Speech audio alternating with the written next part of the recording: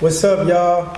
Welcome to another episode of the Get Legit Podcast. I'm your boy, Composed by Ferb. And I go by the name of Low Nose Music. And we here today to talk about financial discipline. Absolutely, man. Discipline, more specifically around what you're doing with your money, some of the good attributes we have and tips we have, what we do to make ourselves disciplined and make it a little easy for ourselves when it comes to spending and not only spending, investing, definitely, or just, cleaning up and making better habits for ourselves. Yeah, definitely want to tap into some of the don't do's. We're not financial experts, we're not giving any type. We are not financial advisors. No, you have to do that. Yeah. And that's even a tip. You have to do that. If you're talking about money and you're putting it on certain platforms, you always want to let them know you're not a financial advisor, unless, of course, you are. But, we live and we learn sometimes, and we definitely want to help y'all because sometimes we couldn't help ourselves. So learn from our mistakes and other people's mistakes that we've seen. But you a disciplined person. Man, yeah. This episode, listen, anybody that knows me knows that I can't lie. I am not the most financially disciplined person. That doesn't mean I just waste money, but I'm not naturally the most financial disciplined. Which means I actually have to be more disciplined. But definitely. You, man, will be somewhere and Lo will be like, I'm not paying for that, I'm going home. Yeah, and I'm like, not. You're right. You're right, let's go home. Nah, but it's big, man. I think really one of the places that it came from is just growing up. And I was always one of those people where I was taught, like, never really show people what you got, never really try to be too flashy because there's always somebody out there with less to lose that want what you got. Absolutely. In this day and age, that was before social media really got to pop. You had your Facebooks and stuff like that, but no Instagram, Twitters, looking at people reels all day, people flashing money. Yep. But even in that sense, it was one of those things where it kind of just stuck with me. Even as I grew and I started to spend more money and invest more money,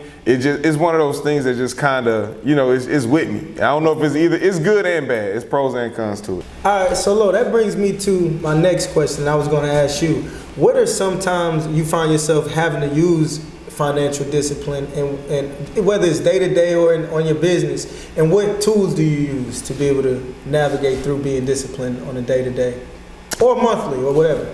I would say the biggest tool that I use is remembering that I've messed up some money before. You know what I'm saying? That's the biggest tool that I honestly can say that resonates in my mind when it comes to how I'm going to move my money and how much.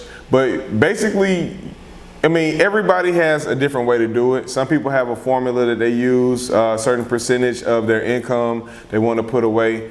I would say I try to worry about my investments a little bit more than my expenses. And the only reason I do that is because I was actually listening to, somebody that is a financial advisor, and they were talking about, credit and building things up and getting residual income. And so basically, the whole gist of it was poor people worry about bills, rich people worry about investments. Okay. You know what I'm saying? Like they said, a poor person would pay their bills before they invest in something. And if you think about that, you don't want to get in too much debt, and you don't want to be in a position where you're sinking or you're under the bus.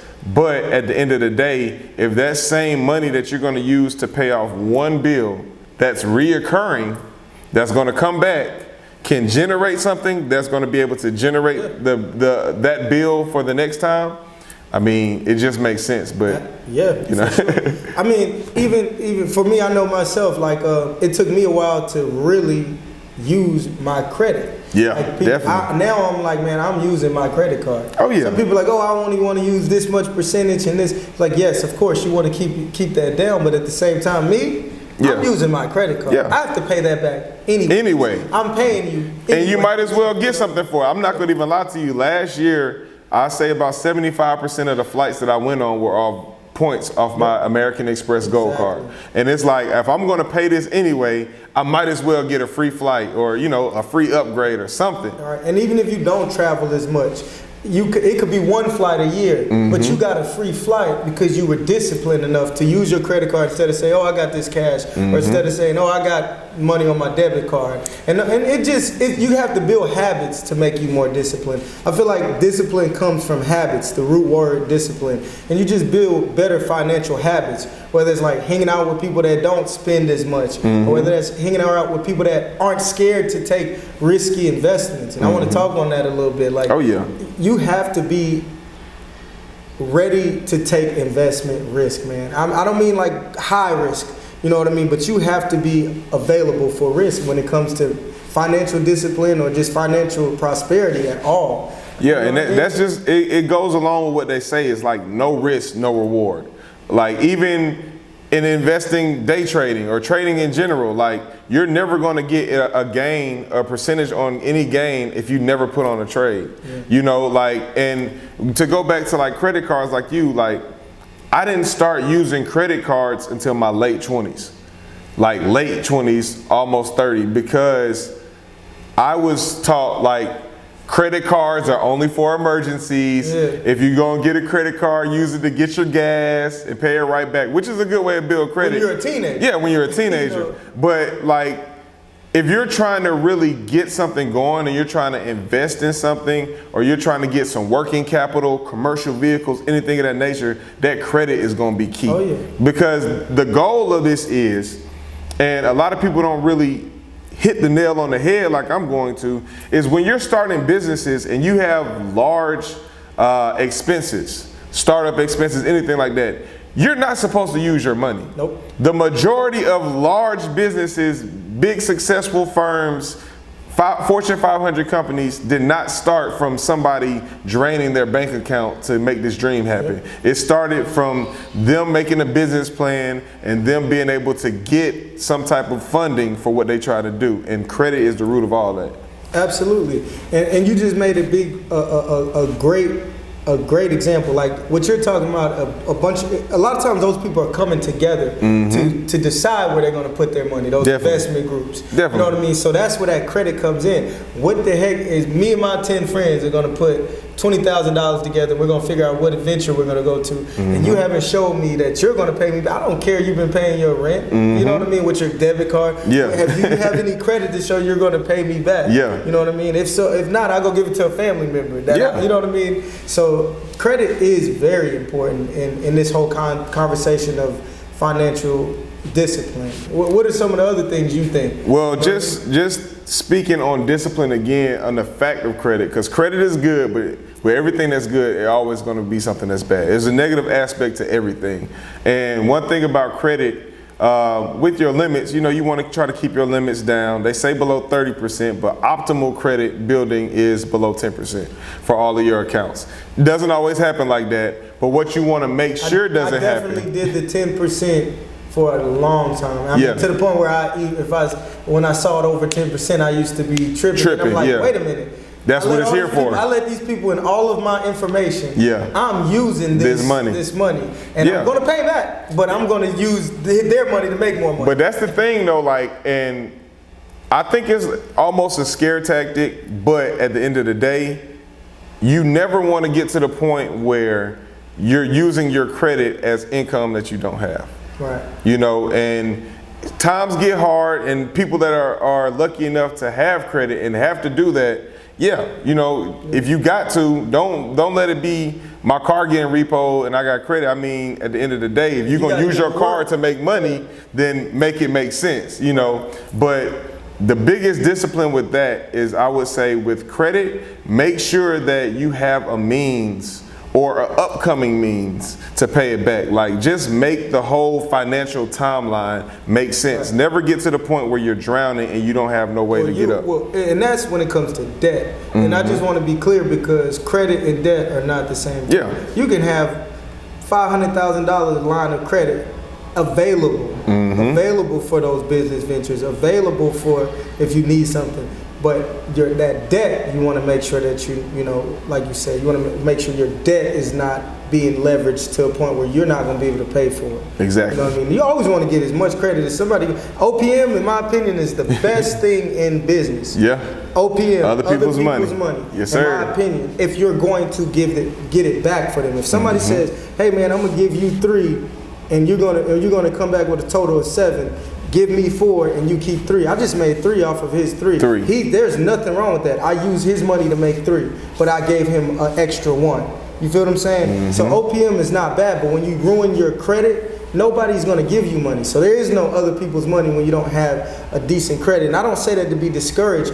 Make sure that even if it's, when it comes to business, man, you get to a point where you may not even have credit from industries or from banks. You may have credit from legit people because you showed them what you have going on and what you can do, you know? Now, it's actually crazy because I was over at the Gathering Spot having a meeting around last week, and I was talking with one of my very, very close people that we're gonna do business together in the future.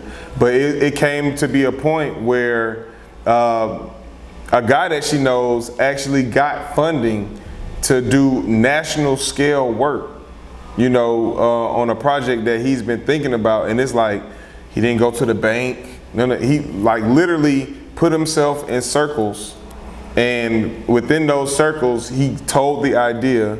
Someone got the idea, got what he was trying to say. They processed it and they said, hey, this can work. I'm willing to invest in this for you. And that's one of the things, like, I feel like in the black community, we don't necessarily do a lot, because when you talk about giving another black person money, then the stereotype is like, ain't gonna never see that money again. That's the stereotype that we get.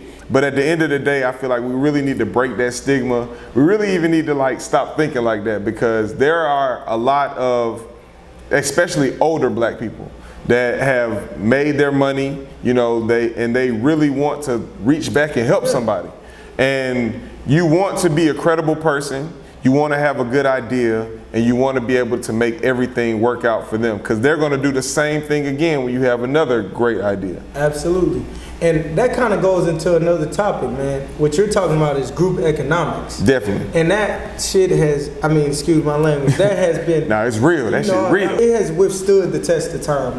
You look at every single company, every company that's Fortune 500, it's not just one person generating bread. Definitely. You know what I'm saying? It gets to the point where we get people that get fired from those companies that we thought was just Mongols, and they were. But the company can generate on their own without them, and they're still getting their dividends too. You know what I mean? When you see these founders of these big companies and they retire, they're still getting money. That's group economics. They're no longer working. You know what I mean? So I think one of those disciplines for me is being around, whether it's, like I said, being around people, the relationships I have. It's a group economic thing, man. Some days I wake up and it's like, what we gotta do today? Exactly. You know what I'm saying? What we gotta pay today? What needs to be done today? So. No, and you definitely want to make sure with discipline that the end goal of your investment always has to be in sight. When you're talking about financial discipline. And the other part of that is literacy, because a lot of people don't know. Like, there are so many things about money that I didn't know until I was older. And for instance, it's like in Florida, they're making that, they're requiring that for Florida teens to graduate from high school. They have to take some type of, I believe they got to learn how to do their taxes, and they got to have like a financial literacy course, which I feel like should be everywhere. Yeah.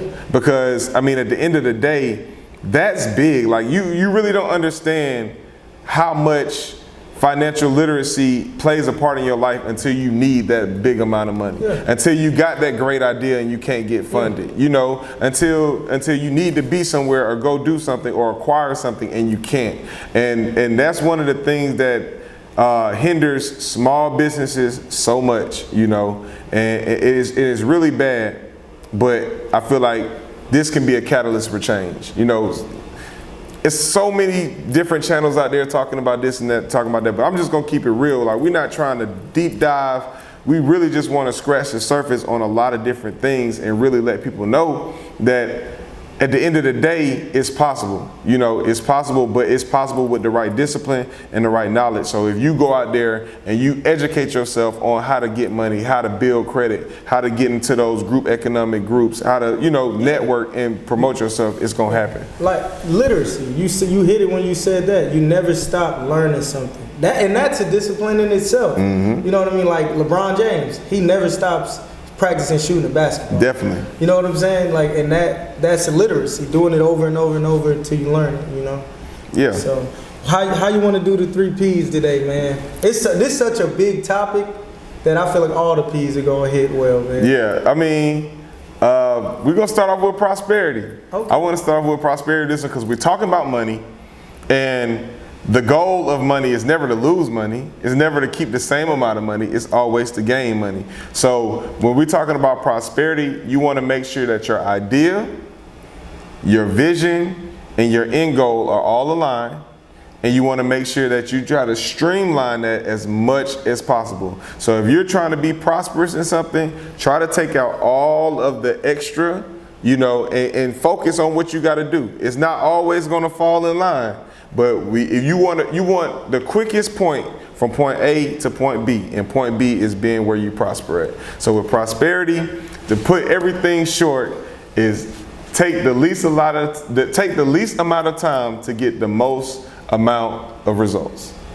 Nah, that's no doubt. Hey, look, I'm over here like taking it in. I'm in bird mode, man. But you know what? I'm gonna go ahead and go with power. And this is what I'm gonna say about power. It is not uncommon for a very, very good business person to go broke, but it's very uncommon for them to stay broke. Yep. So. And I was thinking about this the other day. Remember if you go and you're trying something, don't just stop if you fail. Elon Musk has been broke before. You know what I'm saying? Tyler Perry has been broke before. But you don't have to stay broke, or you don't have to stay in those uncomfortable positions if you make a mistake and shy away from your financial discipline. You know what I mean? You just can't stay like that. You know what I'm saying? And you have to keep reiterating those literacies. So that's mine for power. Definitely. No, and that's real, and it's gonna fall right into purpose, you know. A lot of people just want to make money. And I'm gonna start off like that. Like, a lot of people just want to make money, but pretty much every successful person that I've listened to, read a book from, anything, they say that your money is going to be generated off of doing something that you love. The purpose, whether you love it, where you think it's just going to help somebody. So at the end of the day, like, even with this podcast, like, we've invested into this podcast. Oh, yeah. You know, we're on season 2. We've invested into the podcast. But I know this podcast has a bigger purpose, and I know the purpose is going to shine. Yep. So by the time this podcast is giving us residual income to let us grow and reach more people and do more things, you know, we're still grounded in our purpose and the reason why we started this. And it's going to help a lot of people get started, and it's going to help a lot of people really understand that, hey, it's not always about the quick buck. It's about doing something that you want to do. What you said. Just to spin off what you said with purpose, man, is like, that's a discipline as well. Yeah. Do not be out here chasing money. You have to have a purpose in what you're doing to get your wages. Wages are always needed for any work that's done. Yeah. That's why I use that word, wages. But you can't just be chasing money. You know what I'm saying? That's a good topic. That was a good topic on for purpose, man. We might keep you around another episode. Hey, what's this intern's name, Paisley? Look at him. There's no purpose for you to be here right now. But with that being said, man, another episode of Get Legit Podcast. We really, really appreciate y'all tuning in. Tell a friend to tell a friend. Check us out. Like, comment, subscribe, share. Follow us on Instagram at GetLegit_podcast. And as long as y'all want to hear it, we're going to keep giving it to y'all. We got more giveaways coming. Oh, yeah. Tap in, man. We're going to give them some. Or these are the people that don't like free shit. They don't like it. Hey, can't help you if you don't want it.